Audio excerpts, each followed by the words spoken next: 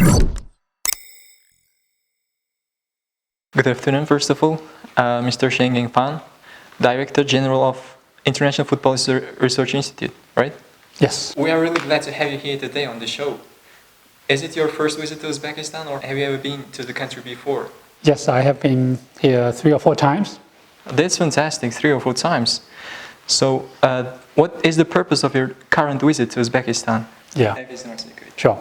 Well, my current visit firstly is to attend the conference we're having right now to look at the transformation of agriculture, food and rural areas, and also to launch our 2019 Global Food Policy Report. But in the meantime, we also try to develop some opportunities to support the government in its development and implementation of agricultural strategy from now to 2030. Speaking about the strategy, what is the role of your organization in developing this particular national strategy?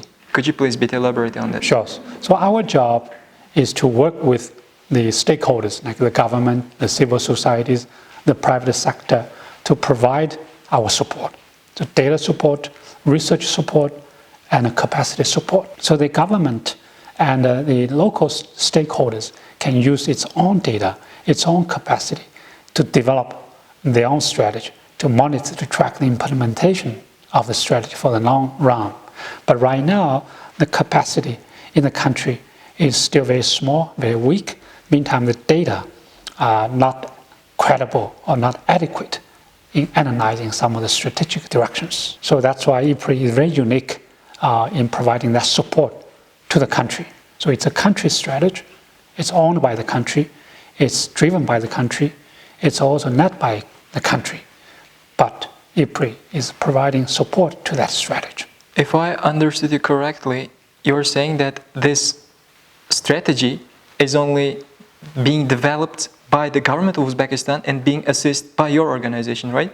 And it is particular only for this country, not including other nations of the region, I mean Central Asia. Right. Right now, yes, it's a government strategy. I also hope that the other stakeholders, the private sector, the farmers' organization, the civil societies, can also participate in that process in developing Uzbekistan, its agriculture strategy.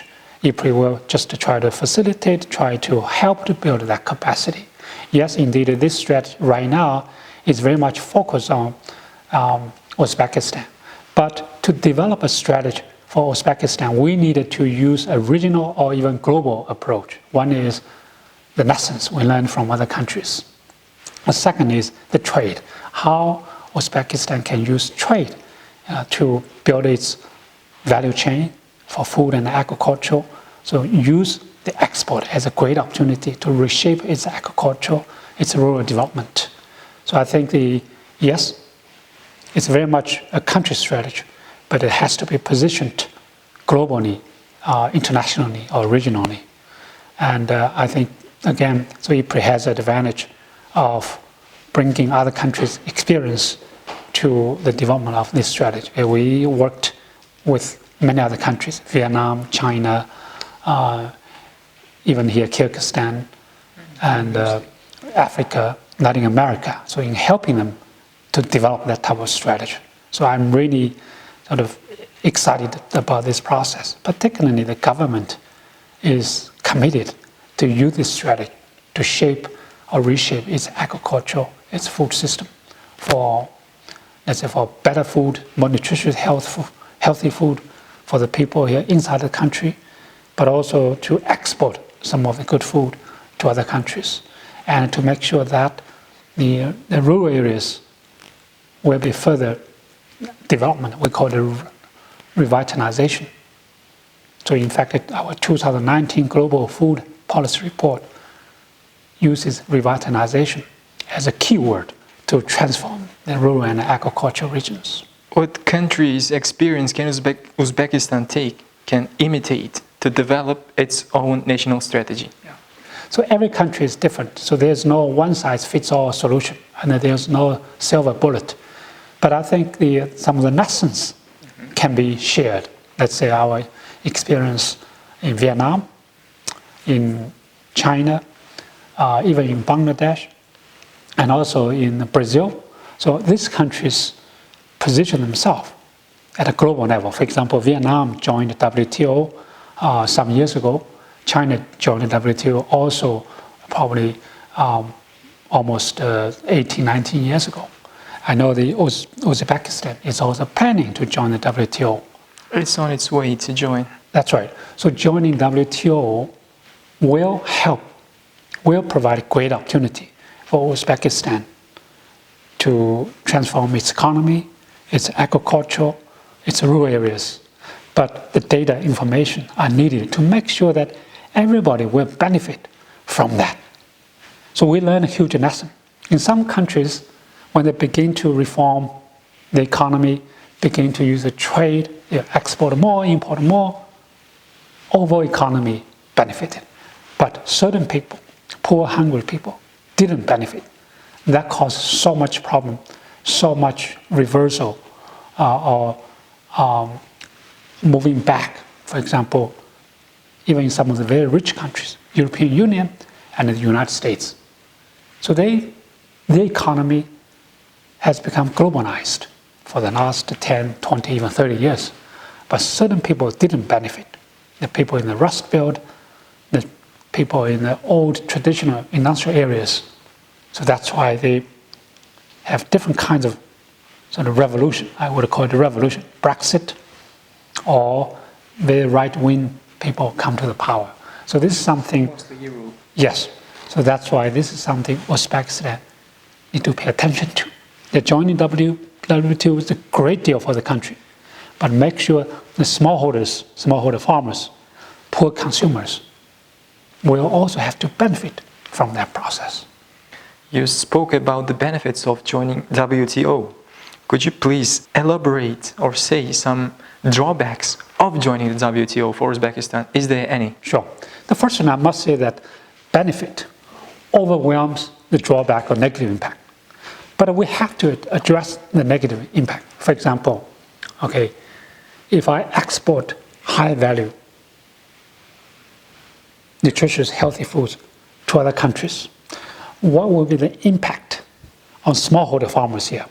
If the smallholders do not have land and they do not participate in that process, they may lose opportunity. So they may even become poorer. Yeah. So now we needed to have certain policy to make sure that smallholders can join that process, for example, through contract farming, or maybe the smallholders can work in very large agribusiness firms, so they can earn the wages or income from their employment in these large business firms. In the meantime, their own production can also be marketed through these agribusiness firms. So this, through contract farming, outgrowers scheme, basically smallholders can also sell their products to large agribusiness firms. Agribusiness firms can provide technology services to smallholders. So that's for smallholders in rural areas. Similarly, in urban areas, in cities, uneducated workers, they could also potentially lose their jobs.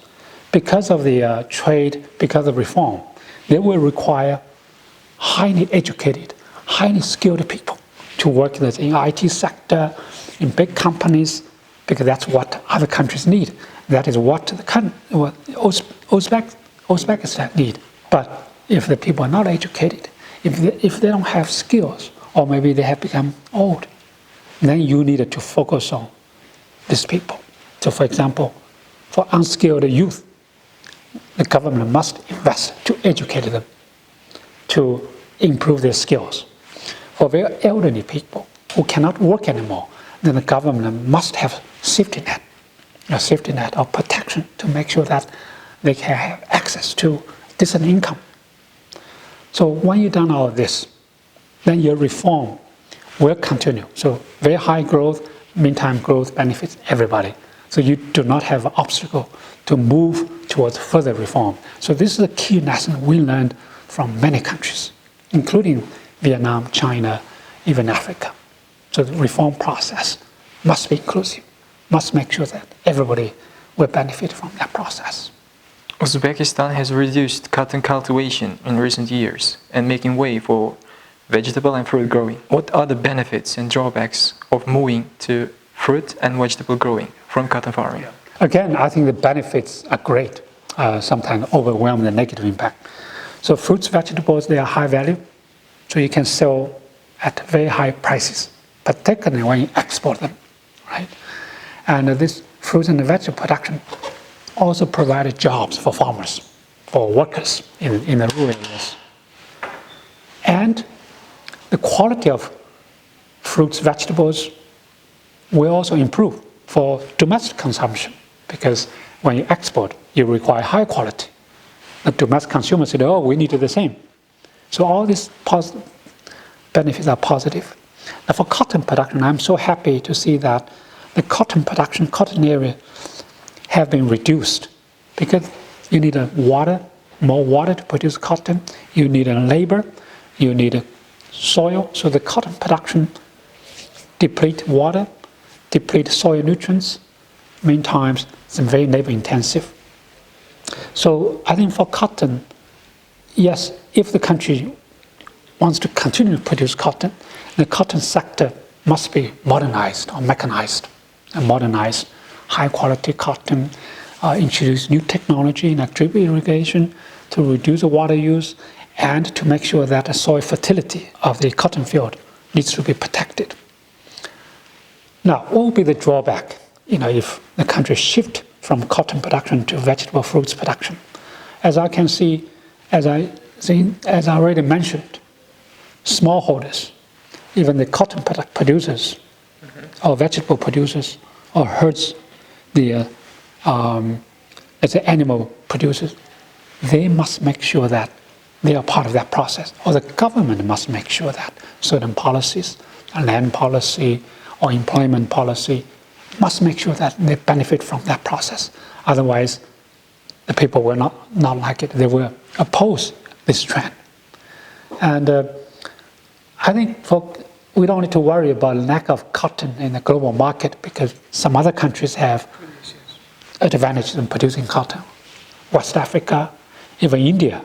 India today has become one of the largest cotton producers. Yes, Egypt. Yes, Egypt, because the labor there is pretty cheap, and the water in certain areas is abundant, and they also use BT cotton, the cotton that has a resistance to insects. So yes, the countries can do the same.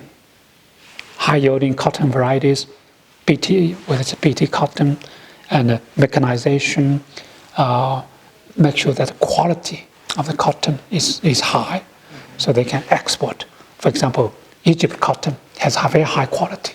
Number one in the world, if I'm not mistaken. That's right, so they can export at a very high price. Can you name some challenges in agricultural sphere in Uzbekistan? Yeah, I think the number one challenge is the climate change. There's no doubt that the climate is getting hotter, in many areas getting drier, and also the extreme weather events will become frequent more often. It become new normal. So floods, drought, hails, strong winds, all this will happen more often. So here in Central Asia, including Uzbekistan, it will be affected by climate change. And that will affect agricultural production, rural development. So that's probably number one challenge. So number two is the whole transition. I know the country has already moved towards a pretty good transition, but the country must continue to transit to a more market-driven, it's a more technology-driven, and with good policy to support that continue to support that transition. So everybody in rural areas, in agriculture production, has access to good land, access to good jobs, and access to good market, so they can make a good living, good income to support their family, support their children, and also support the whole community. So that's why we call it rural revitalization. So that's number two challenge, that transition must be there. And some obstacles, including institutional issues, including infrastructure issues, and beyond. Now the third challenge, as I can see, is I think the triple burden of malnutrition. Undernutrition in this country, probably very few people are hungry, but the overweight, obesity are increasing very fast. So there's something to the diet, traditional diet, right? So how can we make sure that certain policy or certain knowledge, certain behavior change can lead to a good diet, so that people eat more fruits, more vegetables, maybe more beans, less meat. So in that case, the life expectancy of Uzbek population will increase, then the healthcare cost will also go down. Because when the people are sick with diabetes, with heart attacks, with a stroke, it's not just a cost for that person, it's a cost for the whole society. So that's a third obstacle or challenge, nutrition issues or malnutrition issues. So I just wanted to mention the three challenges we are facing right now. Could you please speak about the balance between the living standards of people who are living in cities, urban areas, and in rural areas? Yeah. Well, this is a challenge for many countries. So, big rural-urban gap. And I think number one is the policy failure. The policy has always been biased for urban areas against rural areas. So we must fix that in terms of pricing, in terms of investment, in terms of education, right? We must address that issue. So that's the bias, urban bias policy must be removed. So that's number one. And number two, make sure that the rural population can access to good jobs. So that's one of the first pillars of the rural revitalization. Improve connectivity, so the roads, internet connection. I was in rural areas yesterday, the connection was not good. So you need to improve that. Here you have very strong signal, you can access to internet, right, by cell phone. But in many rural areas, the connection is still very weak. So the connectivity in rural areas must be fixed. Then the women's empowerment, I know this is culturally sensitive. So we went to the rural areas, I can see most of the farming jobs are done by women. Unfortunately. Yes, and they are not well paid. Usually men are managers, or men have moved to cities. So women in rural areas must be empowered. So they have decision-making power in their household, and also decision-making power in the village, in the community. So women must be empowered. So that's very critical. I have learned so much in many other countries. So if women are not empowered, and their potential will not be able to be realized. So to me, this is very key to revitalize rural areas. Then the number three, I think how we are going to promote rural-urban linkages. Let's say to design certain policy without dividing, here's the rural areas, here's urban areas, right?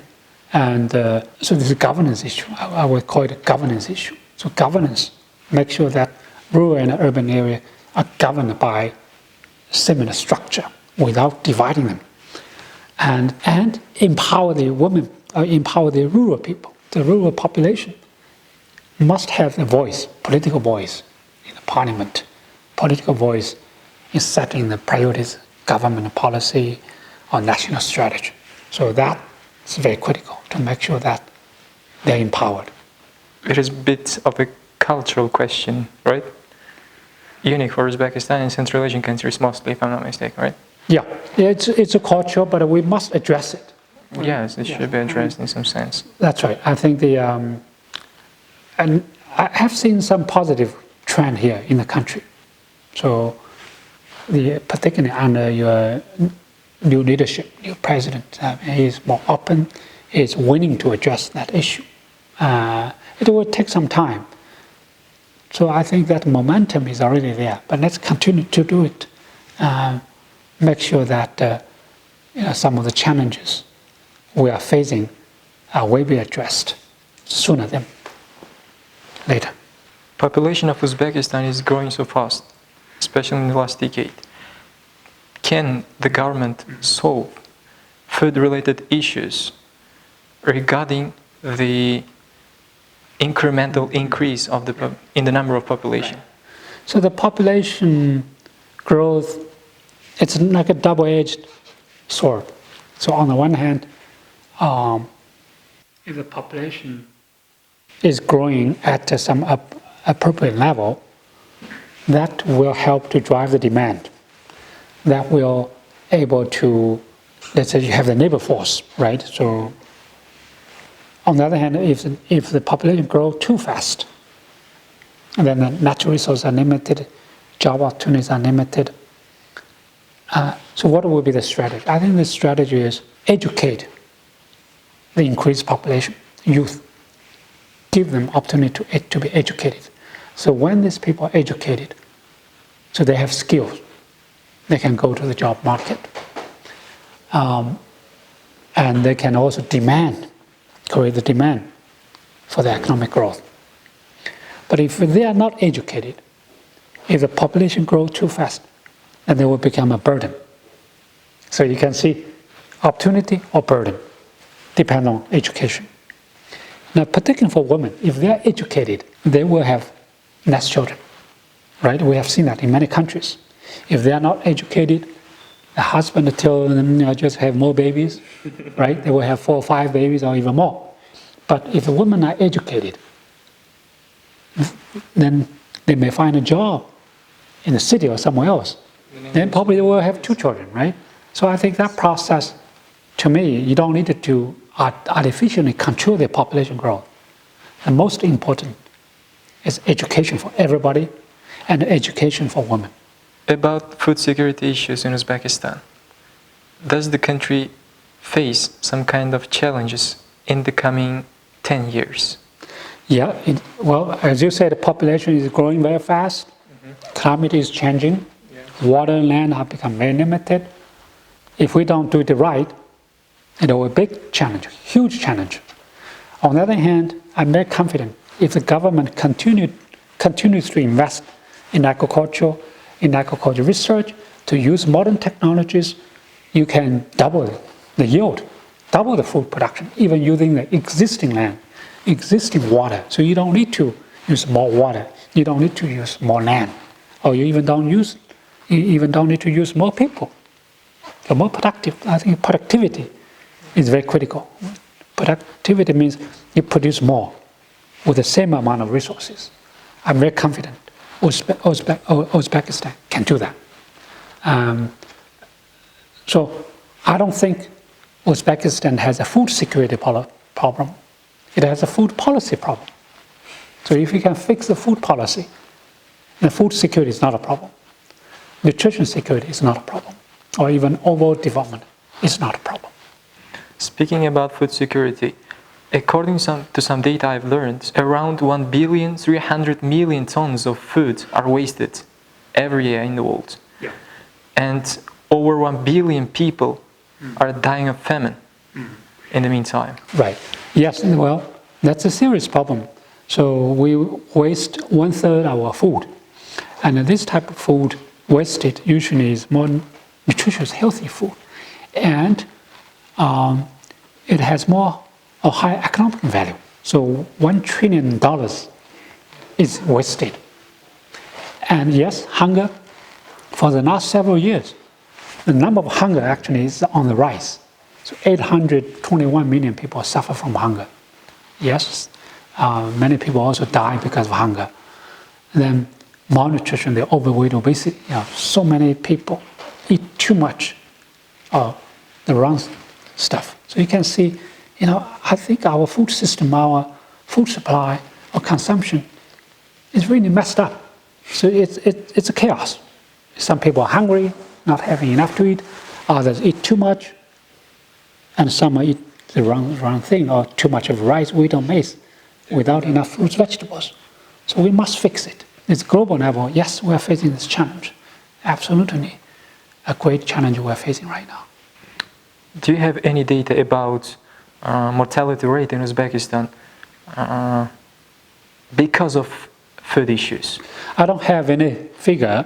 I do think the Uzbekistan, the hunger issue, particularly lack of food, lack of calorie, is not a big problem.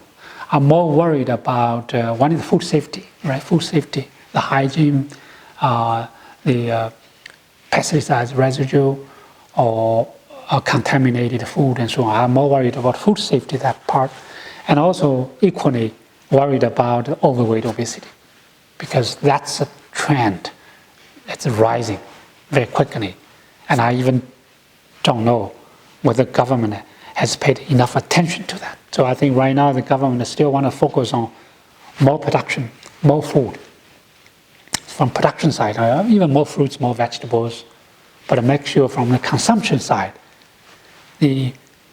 everybody should have a more balanced diet, more nutritious, healthy diet, and to some extent also sustainable diet. So don't waste food. If you waste food, you're wasting water, you're wasting land. You also emit more carbons into the air. My last question is about Ifpri's goals, cooperation goals with Uzbekistan. What are the future of cooperation between Uzbekistan and the organization? Yeah, so our goal is to build the capacity here in the country. So the local or national think tanks, universities have their own capacity in collecting data, in analyzing the data, and in helping the government to develop the evidence-based strategy to achieve all the goals we have just discussed: reducing hunger, malnutrition, climate resilience, and make sure that smallholders are protected, make sure that after country joins WTO, everybody, including smallholders, including poor consumers in urban centers, will be able to access to nutritious and healthy food. So maybe after 10 years, if that capacity is built, we'll be very happy to leave the country. Yeah, because we have done similar work in many other countries. So the success of Ifpri means that we have already worked with the country. They have their own capacity. Then we just close down Ifpri in the country. Even at a global level, if the world is free of hunger, malnutrition, free of that's a climate problem or sustainability problem like water land problem, we'll be very happy to close down Ifpri because our mission is to, yes, is accomplished, right? So why not? So that's our final objective. It was really nice talking with you here, and our talk was very productive. We're really glad to have you here today on the show. Thank you very much for the conversation. Thank you very much for allotting time. We're really glad to meet you. Sure. No, thank you. It's my pleasure. All right.